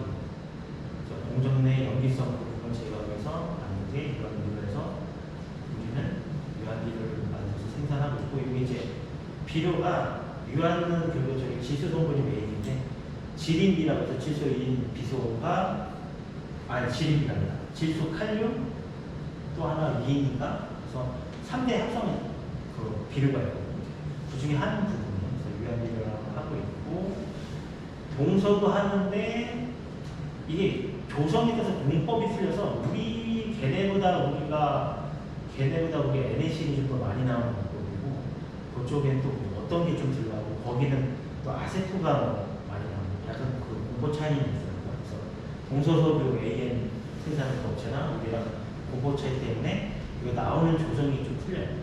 그런 부분이 있고, 이 AN가가 아크릴나도 있고, 이거 모다크릴 가발, 흑인들 가발 쓰는 인조 가발 이쪽 모다크릴 하고 있고, 후발주자로 들어갔고, 지금 국내에는 아크릴 태광밖에 없고 섬유로 생산한 태광밖에 없고, 모다크릴은 가네카라고 일본에 그 한 개밖에 없었어요. 좀 이제 우리가 후발주자로 지금 들어가는 상태고, 지금 여기 시장을 이 사업도 철수안에 만약에 계속 고민하다가 지금은 오히려 더 적극적으로 하려고 지금 하고 있는 부분이고요.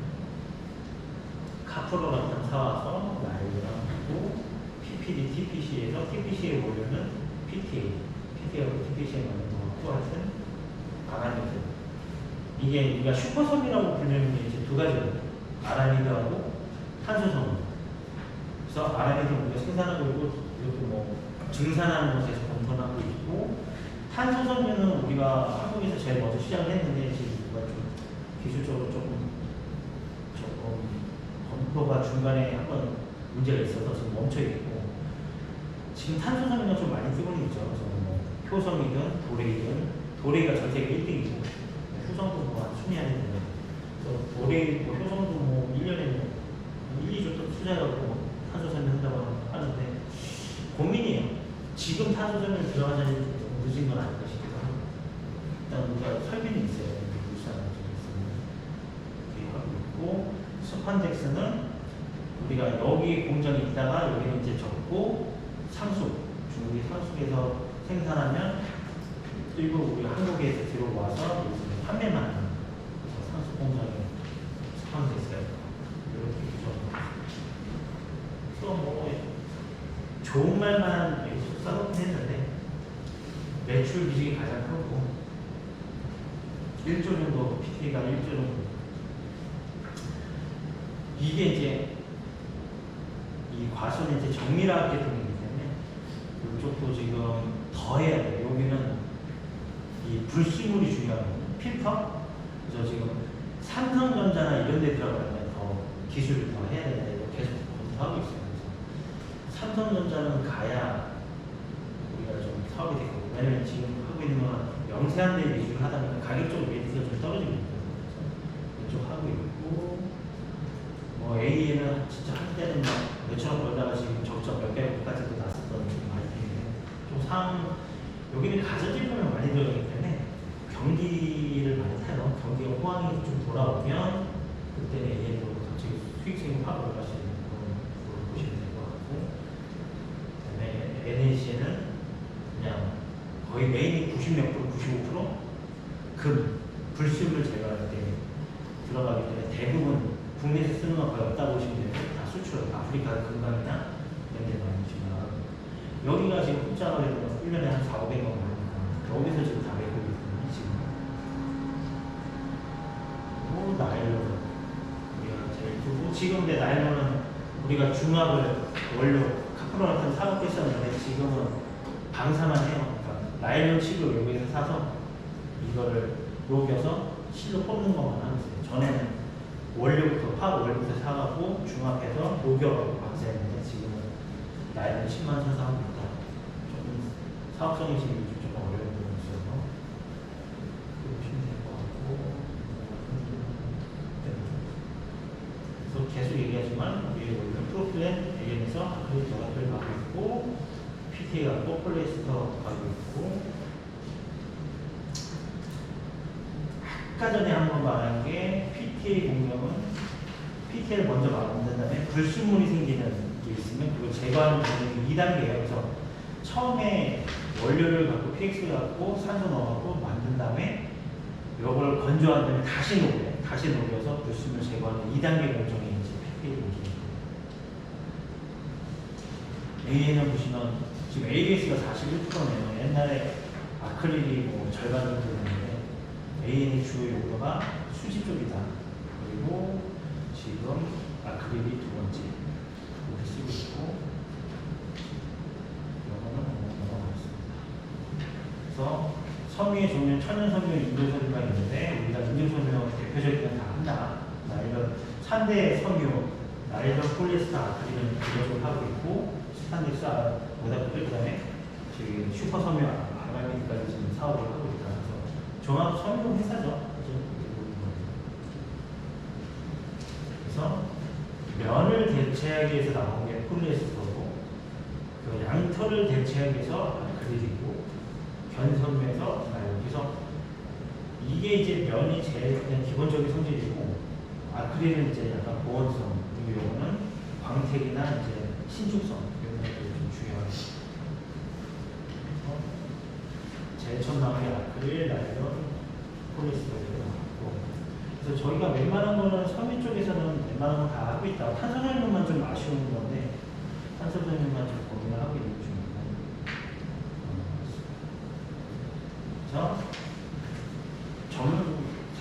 생산 아니 공장 엔지니어 분들 많이 얘기하더라고요. 나일론 6, 뭐 나일론 W6 어쩌고 막 이런 얘기 많이 해요.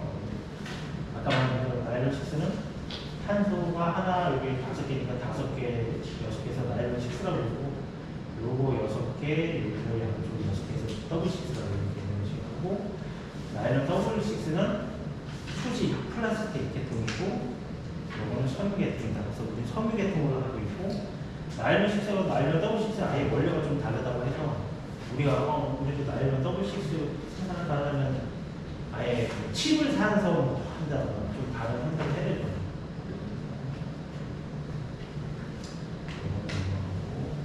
폴리에스터는 MEG랑 PK 만들어서 하고 있고 가장 대표적인 섬유고 섬유 합성 섬유의 한 90% 이상은 폴리에스터고 일부는 이제 섬유 외의 경우는 페트 쪽, 플라스틱 이런 페트 쪽 하고 있고 그다음에 이제 일부 필름 형태로 지금 하고 있습니다.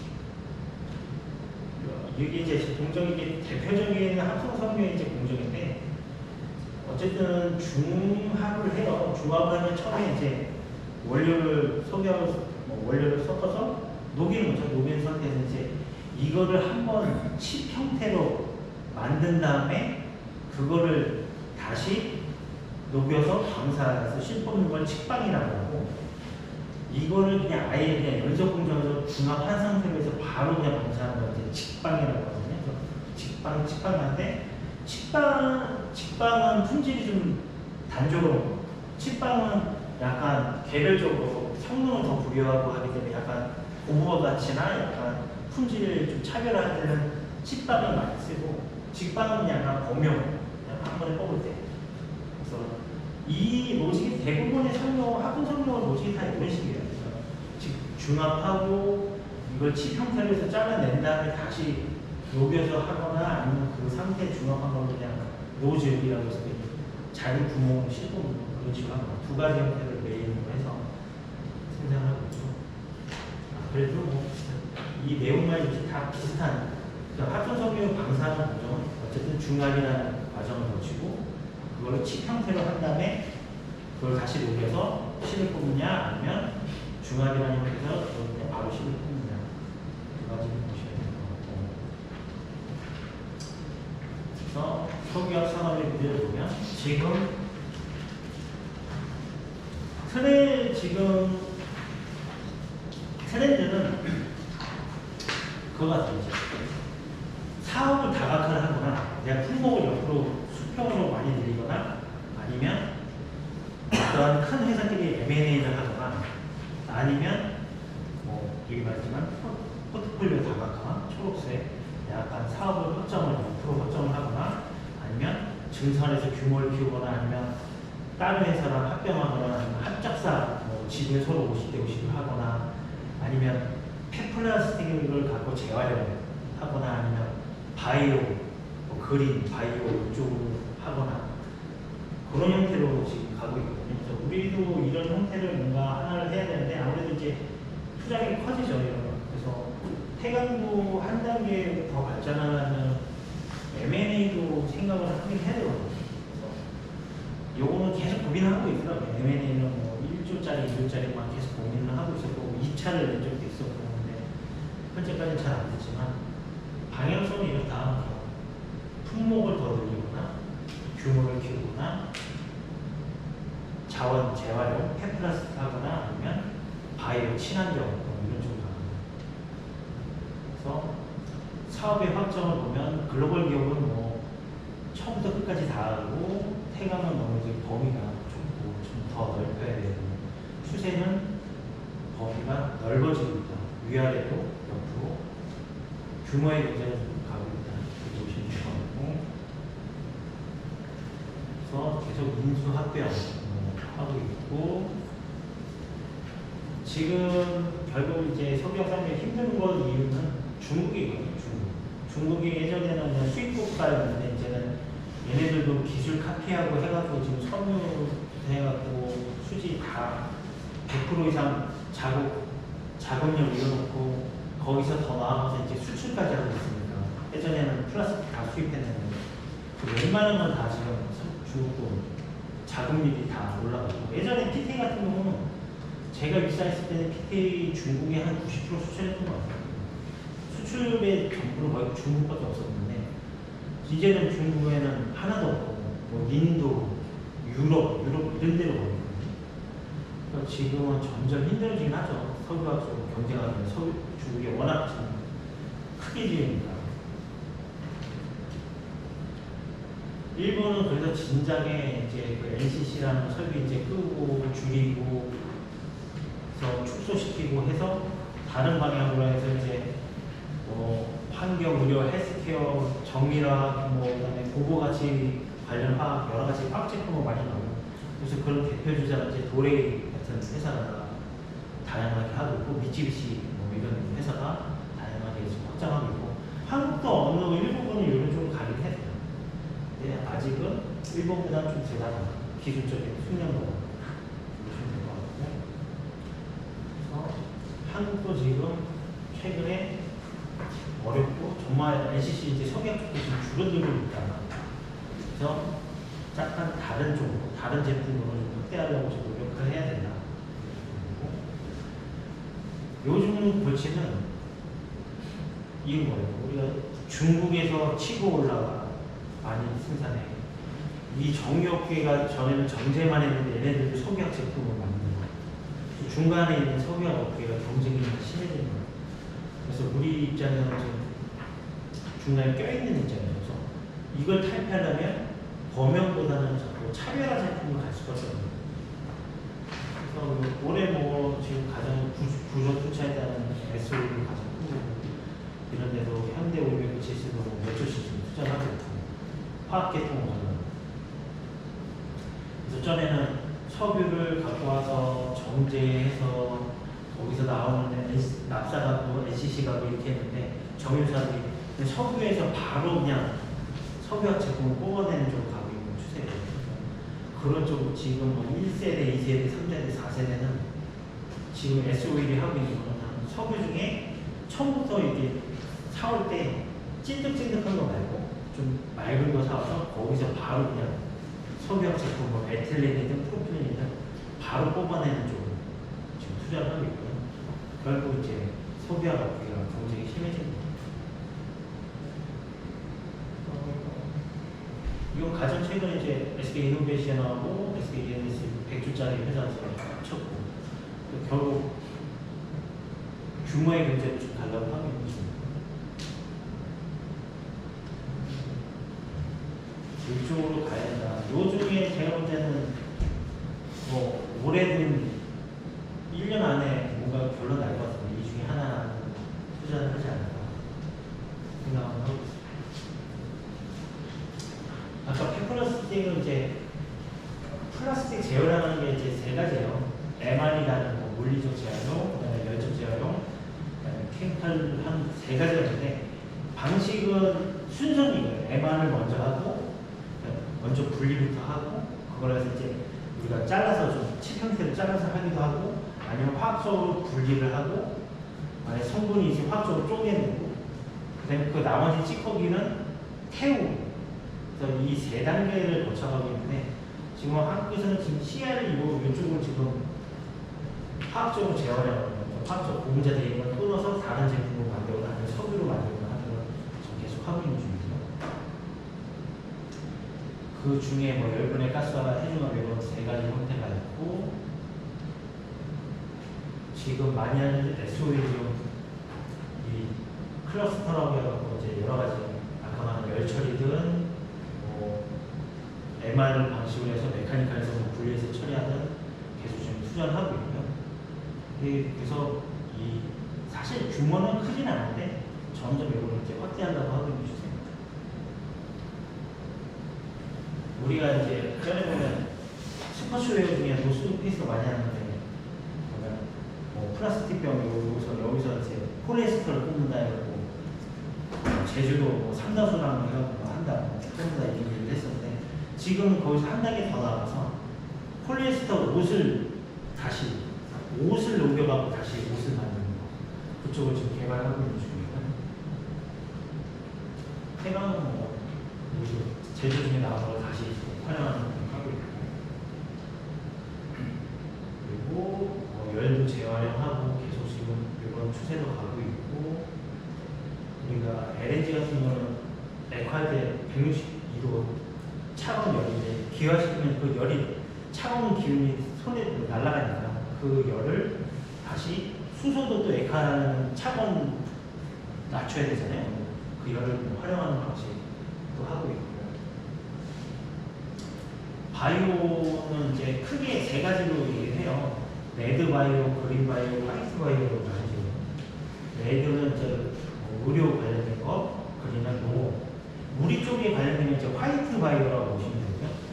그래서 화학이나 에너지 부분을 화이트 바이오라고 하는데 우리 석유학은 화이트 바이오 쪽을 좀 하고 있다 보시면 되고, 그래서 이 화이트 에너지 우리가 바이오 디젤 뭐 들어보셨는데 바이오 디젤, 바이오 에탄올 이런 쪽이나 아니면 그런 결국 바이오라는 거는 뭐 옥수수나 이런 데서 화학 성분을 뽑아내서 제품하는 걸 말하는 거거든요. 그거하고 석유와 수지를 만들거나 아니면 연료를 쓰거나 이런 쪽으로 가고 있다.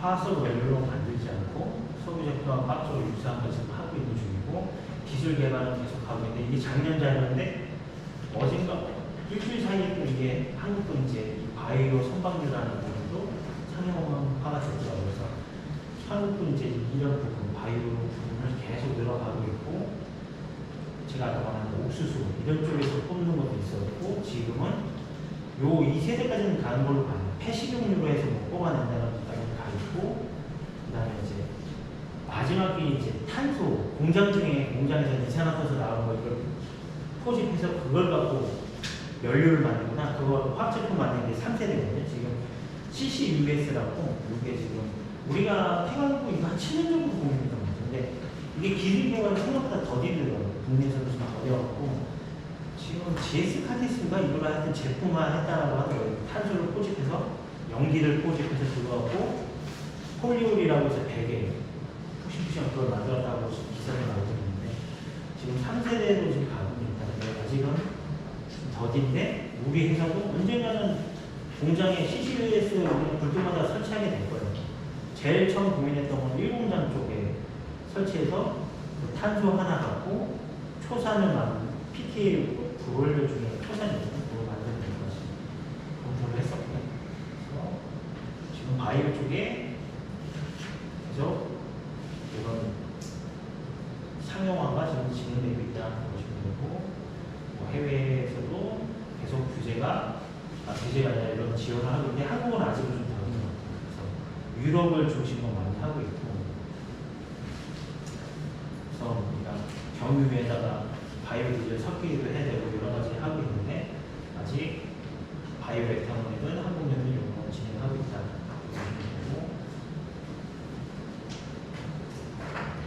바이오를 성분해서 옥수수도 뭐 이런 전분 성분해서 뽑아서 플라스틱 만드는 건 계속 성장을 하고 있고, 국내에서도 LG화학은 CJ 제일제당이 의외로 많이 하고 있더라고요. 좀 많이 하고 있고, 바이오 플라스틱 하면 이제 4분할로 가요. 이게 잘 분해가 되느냐 안 되느냐, 땅에 묻었을 때 분해가 되느냐 안 되느냐, 원료가 석유학 기반이냐 아니면 진짜 옥수수나 이런 거 기반이냐. 그래서 당연히 생분해성이 좋을수록 좋고, 그 다음에 석유학이 아닌 그 바이오 기반일수록 좋고, 그래서 지금 제일 유명한 게 PLA라고 해서 PLA라는 게 제일 유명하고요. 그래서 요것도 한때 우리 검토했던 거예요. 사업 개발팀에서 항상 이런 거 보면 생각이 안 하는 거 같아요. 검토는 다 하고 있는데 아직 달리지는 못하고 있는데, 지금 이게 대표적인 거지. 사실 이거 외에도 다른 요거랑 비슷한 것도 뭐 어디 다른 회사가 또 개발 중인데 한 4년 걸린다고 하더라고요. 그래서 요 산업 분야가 아직 조금 더뎌요. 그래서 이제 뭐 대규모 캐파는 안 되지만 계속 이 방향으로 지금 대기업들은 좀 움직이고 있다 보시면 될 것 같고, 요거는 이제 SK케미칼에서 주도해서 하는 건데, PX 자체, 아까 PX로 PT를 만드는데 PX를 뭐 옥수수 이런 성분에서 만들고, 그 다음에 폴리에스테어의 원료인 MEG도 옥수수나 이런 쪽에서 만들어서 우리 폴리에스테어 옷을 아예 다 천연 원재료부터 해서 만드는 프로젝트를 지금 하고 있어요. 그래서 여러 개의 회사가 지금 투입돼서 하고 있고, 최종 나오는 모스페이스 제품화해서 할 거다 해서 진행하고 있는데, 뭐 이건 사실 쇼잉도 있고 이케에서 나올 수 있는 양은 엄청 적거든요. 그래도 이런 걸 지금 시도를 계속 하고 있다 보시면 되고, 요건 이제 제주도에도 있고 독일 이런 나라에서 많이 있는데 목장에서 이 얘네들 배선물에 이제 메탄가스 같은 게 많이 숨이 있습니다. 그걸 이제 메탄가스 이중에 이제 온실가스의 주범이거든요. 그런 걸 모아서 전력으로 태워서 전력으로 쓴다거나 이런 것들 지금 하고 있는데 바이오가스라고 해서 그런 제주도에도 있더라고요. 그래서 하고 있고 요즘 추세가 자 방금 CCUS라고 해서 요거는 계속 주의 깊게 보셔야 될 거예요. 이제 공장 측면에서 이건 언젠가는 도입이 돼야 될 거라고 보여지고 있고 카본 캐돛 이거 CCUS는 지금 현재 수준은 사실 여기에 와 있어요. CCS라고 해서 스토리지까지는 저장까지는 돼 있는데 이거를 화학 제품화하는 건 아직 지금 계속 개발 중이고 일부 나오고는 있지만 규모가 좀 너무 작고 그래서 어떤 식으로 하냐면 공장에서 나오는 그 CO2를 포집을 해서 이런 바다에 우리가 가스전 같은 거 있잖아요. 다 채굴하고 남은 빈 공간 있잖아요. 거기다 집어넣어요. 그래서 거기다 저장을 일단 해놓고 그래서 미국이나 유럽에서는 이런 큰 유전에서 지금 다 채굴하고 그 텅텅 빈 공간에다 집어넣기도 하고 근데 그거를 이제 나중에 좀 더 기술이 발달되면 그걸 다시 뽑아서 그거를 탄화수소해갖고 제품화하는 걸로 지금 진행을 하고 있고 그래서 지금은 결국엔 이 CCU 이 단계까지 가야 되는데 요거는 좀 시간이 걸리고 있어요. 그래서 그 탄소를 갖고 그러니까 이산화탄소를 갖고 화학적으로 전환을 시키거나 아니면 그걸 그대로 쓰거나 방식이 두 가지가 있는데 뭐 그걸 갖고 이제 석유 물질을 만들거나 아니면 뭐 디젤을 만들거나 아니면 이걸 수지화해서 건설 현장에 집어넣거나 아니면 이거 자체로 드라이 아이스로 활용하거나 아니면 뭐 탄산 음료에 집어넣거나 아니면 그 우리가 유전에 이 CO2를 넣어서 그걸 다시 또 석유화해서 끌어올리기도 하거나 이런 식으로 좀 활용을 할 계획인데 이거는 방식인데 이게 다 구체적으로 진행된 건 별로 없어요. 그래서 향후 이쪽으로 가긴 갈 건데 해양도 언젠가는 CCUS 설비를 해서 그거 갖고 메탄가스를 갖고 화학 제품을 만드는 쪽으로 가긴 가야 될 거예요. 그래서 요거는 진짜 오래됐어요. 저도 한 7년, 6년 됐는데 아직까지도 국내에도 몇 개 하고는 있지만 좀 시간이 걸릴 것 같아요. 지금 LNG가 이제 뭐 연료로도 쓰지만 가까워하는 게 우리가 메탄이 주성분이거든요. 그 메탄에 보면 어쨌든 수소가 4개가 붙어 있어요. 뭐 프로팔리드 탄소 대비 수소가 많이 붙어 있단 말이에요. 그래서 이게 수소의 그런 이동 수단으로 활용이 많이 돼요. 그래서 지금 수소가 보면 우리 뭐 수소가 친환경이다, 수소로 해갖고 태우고 하면 물밖에 안 나온다, 뭐 오염물질이 없다 해갖고 지금 수소가 뜨고 있는데 그래서 이 LNG가 메탄이기 때문에 그 수소 이용도가 높기 때문에 지금 많이 각광받고 있고 이 LNG랑 또 하나 많이 각광받는 건 이제 암모니아도 질소 하나에 수소가 있는데 만약 수소 기체는 부피가 많이 차지하는데 암모니아로 하면 액체로 하면 부피가 줄어들잖아요. 그 대신 수소를 많이 저장할 수 있고 그래서 지금 수소 산업이 계속 뜨고 있기 때문에 LNG랑 암모니아 그쪽이 요즘 각광받고 있다는 걸 보시면 될 것 같고 그래서 이거는 뭐 하나의 방식인데 요즘 또 트렌드는 천연가스 그 LNG NG를 뽑으면 이걸 액화시켜서 태워서 보내고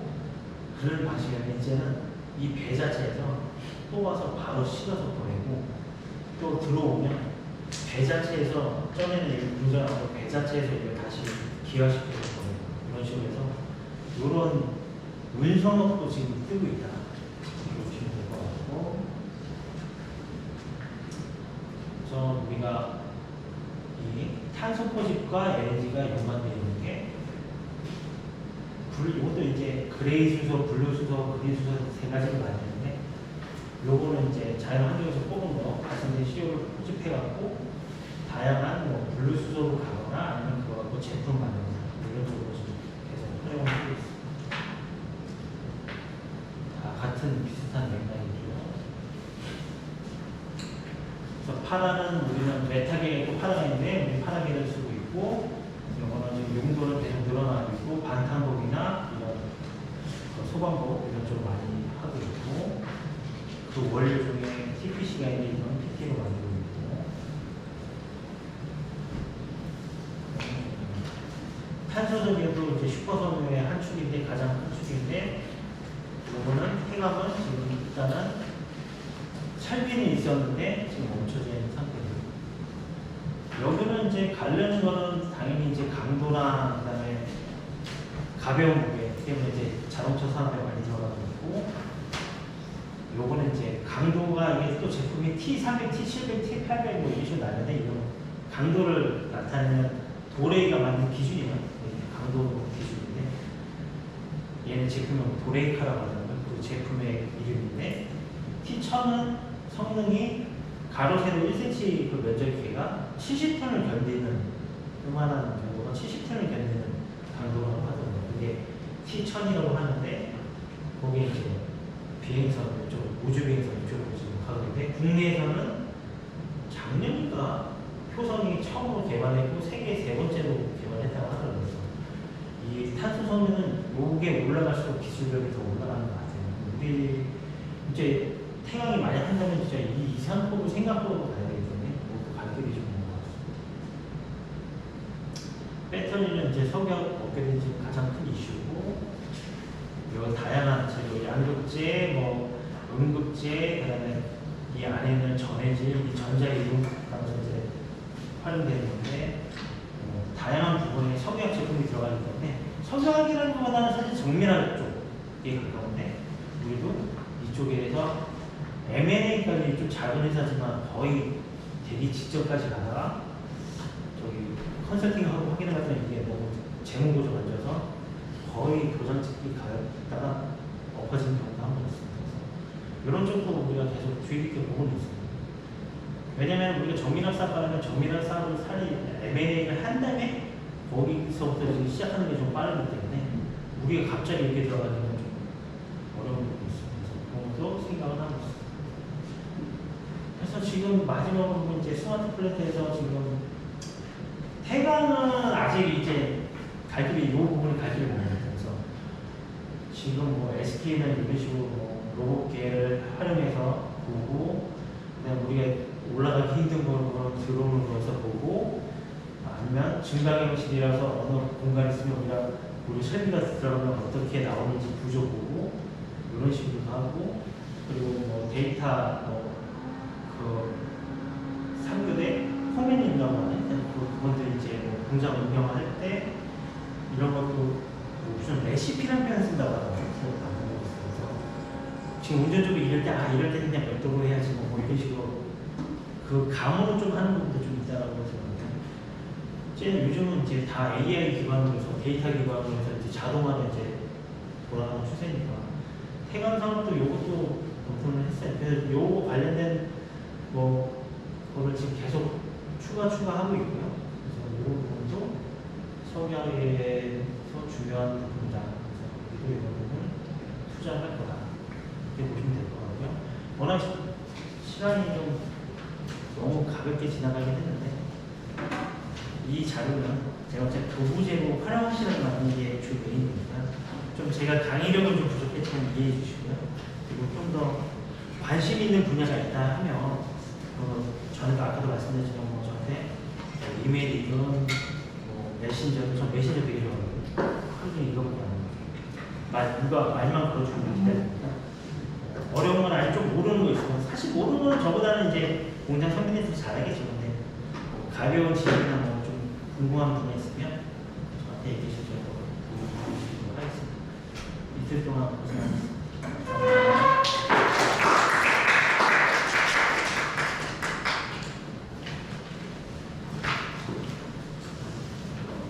감사합니다.